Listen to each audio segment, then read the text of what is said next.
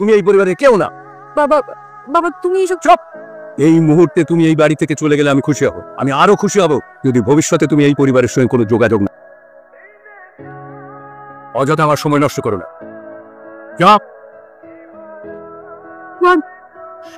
কি ব্যাপার? তুমি আমার ফোন ধরছো না কেন?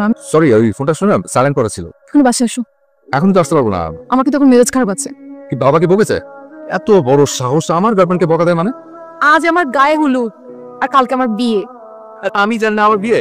তোমার না, আমার বিয়ে। বাবা কাল রাতে ফাইনাল করেছে। আমাকে যদি তুমি পেতে চাও না তাহলে এক্ষুনি বাসা চলে আসো। হিরো থাকতে হিরোইনের কি টেনশন? ভিলেন শ্বশুর, হিরো কিন্তু আসছে। আমি এক্ষুনি আসছি। কংগ্রেচুলেশনস, তোর বিয়ে ঠিক হয়েছে। তাই আমি কিন্তু তোর উপর অনেক মাইন্ড করেছি। আমি আবার কি করলাম? আমাকে না বলে তুই হ্যাঁ বলে দিয়েছিস বিয়েতে।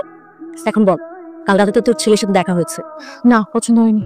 তো তোমাদের না যা খুশি করো। হ্যাঁ না মানে আঙ্কেল বলছিলাম কি যে হুট করে এভাবে সীমানার বিয়ের সিদ্ধান্তটা নিয়ে ফেললেন, আর একটু ভেবে চিন্তা নেওয়া উচিত ছিল না? ভালো ফ্যামিলির ভালো ছেলে না হলে কিন্তু পড়ায় দেখবে না। চিন্তা ভাবনা না করে কি রাজি হয়েছি? খুব নাম করা পরিবার, এরকম পরিবার পাওয়া ভাগ্যের কথা। আমার কাছে মনে হয় যে ওই ভালো ফ্যামিলি তারাই যারা 3-4 জেনারেশন ধরে শিক্ষিত। সম্মানটা সব থেকে বড়, টাকাটা না। আপনি নিশ্চয়ই চান যে সীমানা ভালো থাকুক। অবশ্যই। কেন, কি হয়েছে?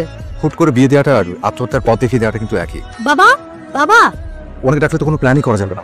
যত ঝামেলা তো উনি পাকিয়েছেন। যা বলার সরাসরি বলো। বিয়ে ভাঙবো মানে? আর এত ভালো ছেলে পাবো কই? বিয়ে এটাই হবে। সীমানা, কি ব্যাপার? তুমি কিছু ভেবেছো? কি করবো? মাথায় ঢুকছে না কোনো কিছু। তুমি কি কোনো অজুহাত দেখিয়ে বাস থেকে বেরোতে পারবে? সমস্যা নেই, আমি একটা কিছু বলে ম্যানেজ করবো। তুমি একটু বসো, আমি রেডি হয়ে আসি।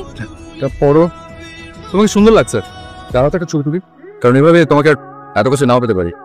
তত আপন আপন লাগছে। আমি যাচ্ছি। আর একটু দাঁড়ো দাঁড়ো দাঁড়ো, আমার একটা হেল্প লাগবে। আমার কাছে না ওই 500 টাকা আছে, আর 200 টাকা ধার দাও তো একটু। অসুবিধা নেই, দামে গিয়ে সব শোধ করে দেবো। রাখলে না তোমাকে আরো বেশি সুন্দর লাগে, মানে এমনিতেও লাগে কিন্তু রাখলে একটু বেশি। তো তখন ভালোবাসাটা আরেকটু বেড়ে যায়। একটাও মিথ্যে কথা বলবে না, তাহলে আমার বিয়ের কথা শুনে তুমি এমন করবে না। আর ভালোবাসি বলেই তোমার বিয়েতে আমি বাধা দিচ্ছি না।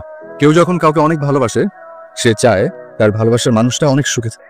তোমার সাথে যে ছেলেটার বিয়ে হচ্ছে, সেই ছেলেটা আমার থেকে কত বেশি যোগ্য। আমি চাই তুমি ওই ছেলেটার সাথে সুখে থাকো। টাকা দিয়ে না সুখ কেনা যায়, তোমার সাথে সুখ কেনা।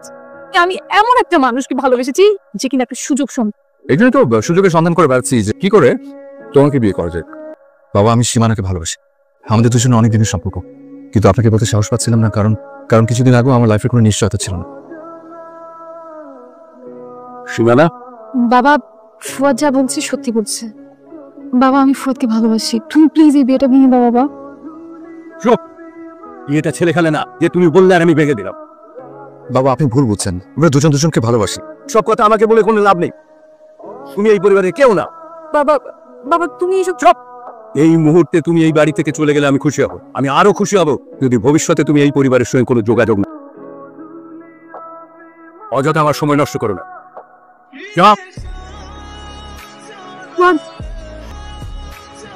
তুমি?